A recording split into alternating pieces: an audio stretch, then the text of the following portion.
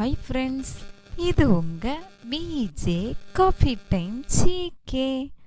தினம் ஒரு குறளில் அடுத்ததாக வருகின்ற குறளை பார்ப்போம். அறத்துப்பால் கடவுள் வாழ்த்து தலைப்பிலிருந்து அதிகாரம் 1 குறள் 4. வேண்டுதல் வேண்டாமை லானடி சார்ந்தார்க்கு யாண்டும் இடும்பை இல.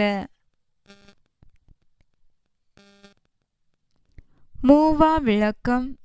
விருப்பு வெறுப்பு இல்லாத கடவுளின் திருவடிகளை பொருந்தி நினைக்கின்றவர்க்கு எப்போதும் எவ்விடத்திலும் துன்பம் இல்லை. இது மூவா சொல்லியிருக்கின்ற விளக்கம். அடுத்ததாக சாலமன் பாப்பையா என்ன விளக்கம் சொல்லியிருக்கான்னு பார்ப்போம். எதிலும் விருப்பு வெறுப்பு இல்லாத கடவுளின் திருவடிகளை மனத்தால் எப்போதும் நினைப்பவருக்கு உலகத் துன்பம் ஒருபோதும் இல்லை.